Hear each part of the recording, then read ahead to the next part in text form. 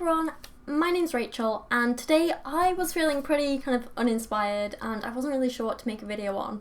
So I don't really have much of a plan for this today, not like I normally do. So instead we're just going to be taking a quick look at the introduction of this book that I've been reading called The Complete Book of Healing, A Spiritual Guide to Healing Yourself and Others by Tara Ward. Now, I've only read a couple of chapters on this, but it is good. It is so good. Good in the sense of I'm picking it apart and it's good for a giggle. Not good in the sense of I believe I can heal myself now. Basically, the premise of this book is about how within ourselves we have four different parts. We have the physical, we have the mental, we have the emotional, and we have the spiritual. And basically it goes through how apparently we all have these energies within us and how, you know, if our spiritual side is ill or we have problems with the spiritual side of us, how that will make us physically ill. And as you can tell, I have been picking this apart and highlighting and making notes because it is just that silly. I figured I would go through and just read a couple of little extracts to you today and we can have a little bit of a giggle about it. It's not really going to be too much of a serious video, I just thought it would be a bit of a laugh. So it opens with, many people view healing as a purely physical experience. And maybe that's because it is, right? Healing itself is seen as a fundamentally physical act. And what of mental and emotional problems? Whilst we cannot actually see them, we know they're real experiences. Like, yes, because often there are actually physical things associated with them. I spoke about this in yesterday's video, actually. Even when we have emotions or we have emotional problems, even when we feel something, there's still something physical going on inside our bodies and our heads. The main problem I have with a lot of the stuff in this book is that a lot of what it says is kind of, it could be accurate. Like, what it's saying isn't completely wrong, it's just not right either. You'll see what I mean when I give you a few more examples. So here it actually talks about real serious illnesses like cancer and heart disease, right? It says, physical healing techniques are not always effective. Cancer and heart disease are not always cured by medication and treatment. An emotionally distressed person taking antidepressant drugs will not always end up being cured by his problems. Yeah, absolutely fair enough. Sometimes medication doesn't work. Sometimes you need to try something like another kind of medication. Sometimes the illness is too serious for medication to work. That is a fact of life. That is a sad fact of medicine and human bodies. However, instead of saying, well, why not try a different treatment, they come out with this. We have to acknowledge that orthodox medicine is not always coping as effectively as we would like. Where else can we turn? And then it talks about how spiritual healing is apparently the only way, is the only other option. It asks really silly questions like, then why are so many diseases on the increase? Where have AIDS and an ever-increasing number of antibiotic-resistant infections sprung from?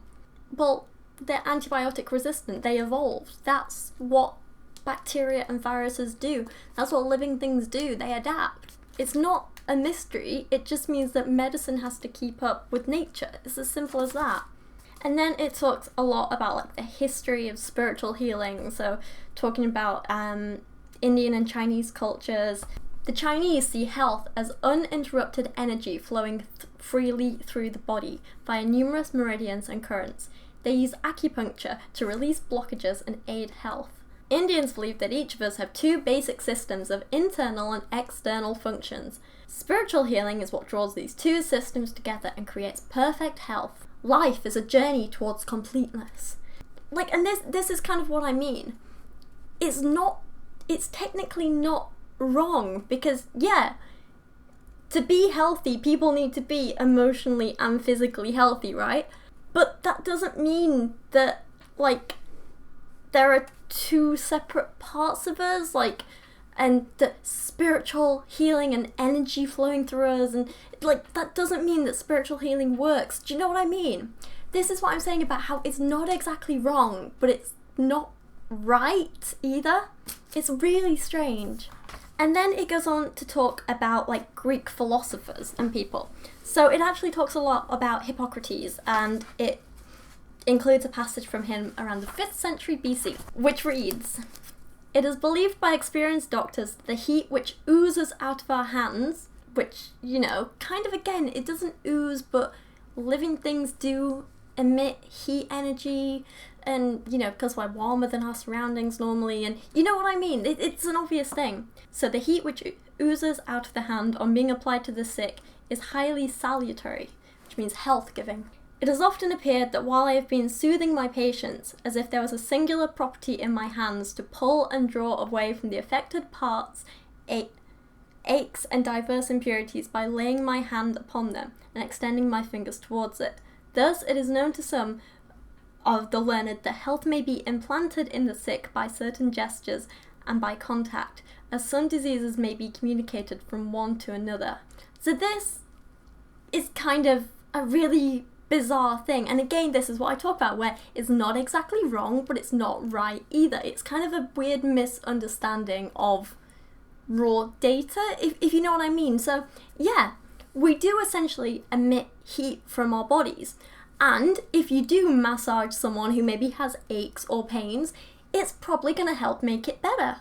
Just imagine if someone has an ache from a cramp, right, and it hurts them. You massaging it helps move away the lactic acid that's built up, which is causing the pain. Massage helps, and there are other things as well. On the one hand, yeah, he's kind of right, because he's saying by laying his hands on people, the hands are warm, the hands are moving things around, it's making people better in some ways. But it's not actually pulling and drawing, pain or impurities. It's not implanting health into anyone. Do you know what I mean? It's really, really strange. One of the big misconceptions in this book is this idea of health being a kind of thing, a thing that you can give to people or take away from people, or that people are missing, or that people can gain. Like, health is not a thing. Health is a state of being. You're either healthy or you're not. What's quite funny is that throughout this book, they kind of give these little sort of not so subtle kind of like digs to what they call orthodox medicine, which, is just the kind of medicine we take today. It is taking medication, it's surgery, it's, normal, healthy doctor stuff. Do you know what I mean? They give these little digs at it throughout this book, but at the same time they have this like legal necessity to include passages that say, oh, we still think you should see a doctor, and that spiritual healing shouldn't just be done on its own, it should be done alongside traditional medicine. But then at the same time they include passages like, later, the increasing shift towards a scientific approach to medicine would bring warnings of the perils of moving too far from the old ways. Plato would chastise physicians for being too materialistic and for dealing with the body as though it was separate from the soul. Another thing about this book is that it likes to use a lot of kind of like very general statements to try and make you relate to it. Things like, can you ever remember as a child falling over and hurting yourself, then running to someone for comfort? Can you remember being hugged or the hurt area gently being touched and kissed? It's like everyone has that memory, everyone can feel they can relate. So apparently you're meant to see these and be like, yes, that happened to me. I've been spiritually healed. And you're suddenly meant to believe that all this is true. But of course these are very general things and doesn't actually mean anything at all, does it? One of the big areas is when they actually try and sort of define what the kind of basis of spiritual healing is, and they talk about it in this chapter called Healing as Energy. Again, this is like a perfect example of what they're saying being not exactly wrong, but also so far from being right. So this chapter opens with, every human being is a ball of energy. The energy is not just the physical kind we use to get through each day, it is more than that. Apart from having our own energy, we are also giving out and receiving different types of energy all the time. Some energies are helpful and encouraging, others can make us unwell. So this is all very vague. This is all very like, ooh, energies. And it's like, okay, technically, we are kind of bundles of energy. And technically, we are giving out energy and receiving energy throughout the day. That is basically what existing is. But it's also not right, because we're not energies in the sense that this book means, where you can pass on bad energies to other people and suddenly make them ill. There's a bit later on that actually talks about, spiritual healing for physical conditions. And there's a fundamental misunderstanding here of, what ill health means and what illnesses are, what diseases are. It talks about how, it asks, why do we become physically ill? The orthodox approach is to not question why, but to simply treat the condition, which isn't true at all. Doctors are constantly questioning why. For example, if you're suddenly diagnosed with throat cancer, the doctor will probably ask, do you smoke, for example? Because they'll say, okay, stop smoking. That's probably the cause. That's going to make it worse. Similarly, if people suddenly come down with an illness, doctors will look for the virus or bacteria that's causing it, so that one, they can help diagnose it in the future, and two, they can work on some kind of antivirus, vaccine, antibiotics, something like that to treat it. Doctors, scientists, people, they're constantly questioning why. They're constantly looking for the causes of things, because that's how we can fix it and prevent it in the future. So there's a fundamental misunderstanding in this book. However, the problem is that when this book talks about why we get ill, it doesn't look at the actual causes. Instead, it talks about things like we get ill for a reason, to teach us something. It talks about, yet if we take complete responsibility for our own life and believe that everything happens to us for a reason, and because we need to learn something, why do we fall ill? The bottom line is always because we need to learn something. Let's take a look at what we can learn from physical illnesses. We can grow spiritual awareness, gain greater compassion for yourself and others. You can lose the fear of dying. You learn to appreciate your body and how not to abuse it. You understand personal responsibility and how to apply it. You rid your body of toxins and blockages, and you get increased attention from others. Can you see? There can be enormous benefits from illness. Again, yeah, it's kind of true. When you do get ill, you do get attention from others. When you do get ill, you do probably get greater compassion for yourself and others. You do probably understand personal responsibility, especially if you get something like liver cancer from drinking too much, throat or lung cancer from smoking too much. Yeah, you do get this sense of personal responsibility. But it's not the reason for getting ill, is it? It's kind of a side effect, or a potential side effect. It's not a reason. He goes on and tries to say that our kind of emotional and spiritual state can influence our physical condition, which again is kind of true, but not in the way that this book says it is. Some of the examples they give are, you're feeling very vulnerable and frightened, and eat more in an attempt to form extra protection around you. You develop a weight problem.